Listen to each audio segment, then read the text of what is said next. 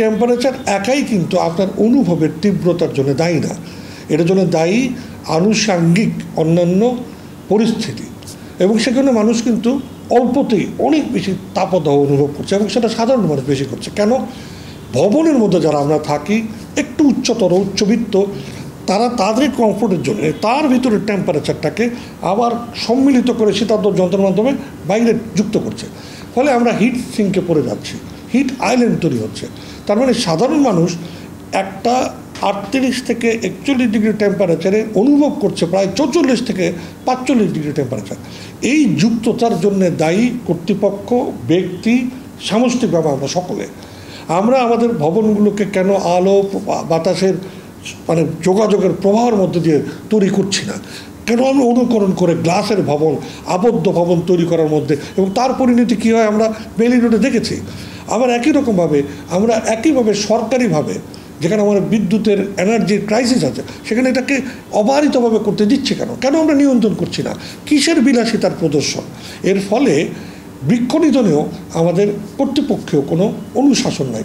আমরা গত 4 বছর ধরে উত্তর সিটি কর্পোরেশনের জন্য অনেক পেশাজীবীরা মিলে, পরিবেশবাদীরা মিলে নীতিমালা তৈরি করে দিয়েছে, সেই নীতিমালা পর্যন্ত কাজ করে নাই। তার মানে আগ্রহটাও যেন নাই। কেন? মানুষের জীবন আচরণ, তার কমফোর্ট, তার যে ভালো বোধ করা, তার প্রতি আসলে অবজ্ঞা, অবহেলা বাড়তে বাড়তে বাড়তে বাড়তে এখন অবরোধজনিত হত্যাকাণ্ডের পরিমাণও বেড়ে গেছে। এই যে জলবায়ুর বৈশ্বিক উষ্ণতার সাথে আমাদের কর্ম, এর ফলে কিন্তু জনস্বাস্থ্যের বিরাট ক্ষতি হচ্ছে।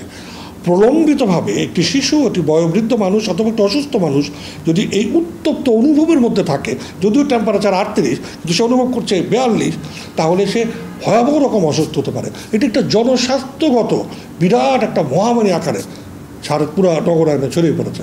কর্তৃপক্ষের বৃক্ষের ব্যাপারে, বৃক্ষারোপণের ব্যাপারে, বৃক্ষ লালনের ব্যাপারে প্রত্যেকটা ইন্ডিভিজুয়ালকে শীতাতপ নিয়ন্ত্রণ যন্ত্রের বাইরে এসে সাধারণ যে শ্বাস প্রদাহের মতো করে আমাদের যে বায়ুর প্রবাহ রয়েছে, যার মধ্যে দিয়ে আমরা অনেক আরামে বসবাস করতে পারি, এখনও সেই বিশাল সমৃদ্ধ আমার বাংলাদেশে রয়েছে, সেটাকে কার্যকর করার বাধ্যবাধকতা নিতে হবে। বুঝতে হবে সম্পদ যাই থাকুক, সেটা প্রকৃতিদত্ত হোক অথবা অর্জিত হোক, তার বন্টনের মধ্যে দিয়ে সকলের ভালো থাকাটা নিশ্চিত করা দরকার।